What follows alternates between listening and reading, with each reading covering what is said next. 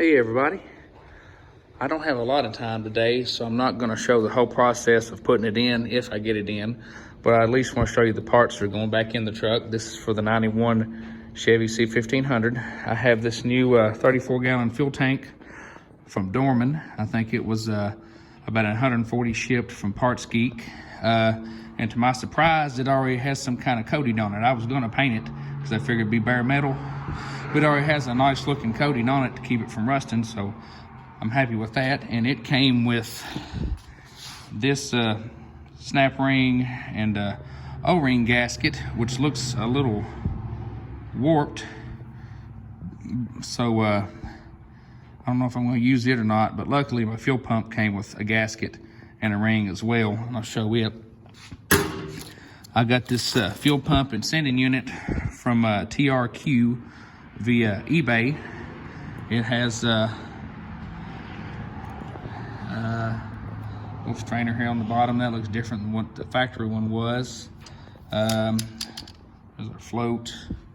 Everything looks nice here. Got a wiring harness, got our ground wire, and it came with this snap ring and O-ring, and it looks to be a more quality part anyway, so I'm going to use it to put the fuel pump in. And I have a new fuel filter as well. We're going to drop it in there. You know what a fuel filter looks like. I'm not going to pull it out. But so there's what's going back in the truck. This tank did not come with the little foam rubber straps that go across here, and the ones on my old tank were not coming off in one piece. So I just made me some makeshift rubber pieces out of an old inner tube, and that will keep it from being metal on metal right here where it bolts to the cross members. So it has a little bit of a cushion in there. So I'm going to work on getting this tank and fuel pump together, and hopefully I have enough energy and time to get everything put back up under the truck. I don't know if I'll try to get it going and started today. I probably need to clean the fuel lines out a little bit first, since they've got a little varnish in there. And I need to bleed the brakes on the truck. And I probably need to do that before I put the tank in, because I know me, and once the truck is running, I'm going to try to drive it, regardless of whether the brakes are bled or not. And I don't want to have to use a hard surface to stop the truck with.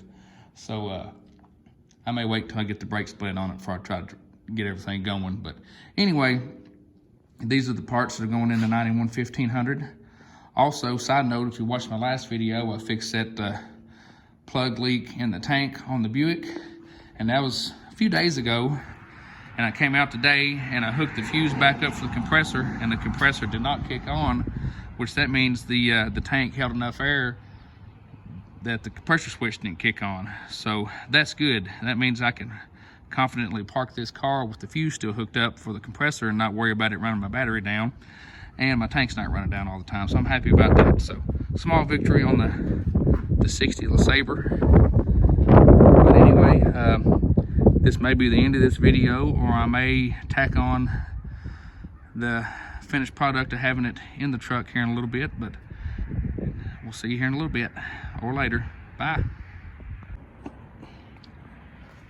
We have the new fuel pump and sending unit assembly hooked up to the tank now. That was easy. We'll just put it down in there. Got the little snap ring here. It's got these little ears right here. I used a hammer with a little brass punch to just spin it around until all of them locked up against the little edges here, and everything's sealed. It's tight. It's not going anywhere. So now I'm going to go get my pieces of the filler neck and get them on here, because it's going to be easier to put them on now than it will later. So we'll see you here in a little bit. All right, we've got our pieces of hose back on that go to the filler neck. So now I'm ready to get the tank back up under the truck, but I'm going to go clean some of these fuel lines out first with some carb cleaner or brake cleaner or something to get some of that varnish out, so I don't have problems later on. So for now, this may be it, or we might have a little bit more on this video. All right, we'll see you later. Hey everybody, as you see, the truck's set in a different direction. I thought getting that gas tank up in there But I finally got it. So let's show you the fruits of my labor here.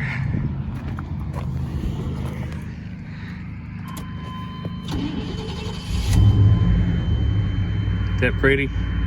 Oh, it sounds good.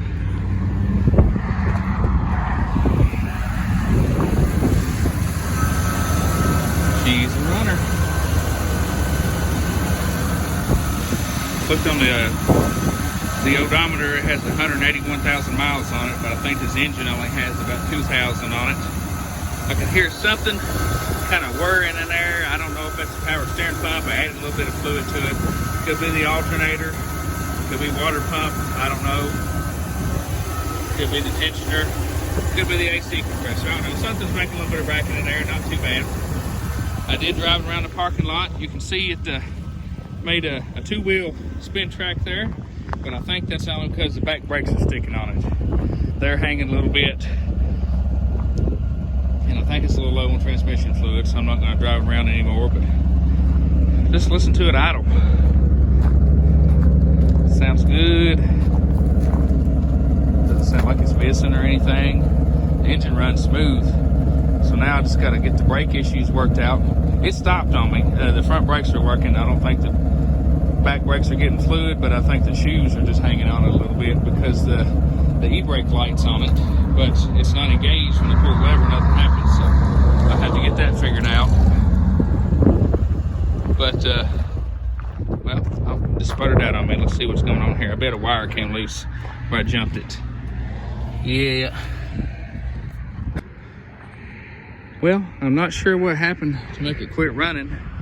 It'll fire up and idle for just a second and then sputter back out. So I don't know if it's that oil pressure switch down there below the distributor, or what it could be. It could be a fuse blown somewhere, but I'm kind of tired today and don't feel like looking for it. But I'm still going to call today a win because the gas tank's back under it, fuel pump's in it, fuel pump works. So another day, we'll figure out why I don't want to run right.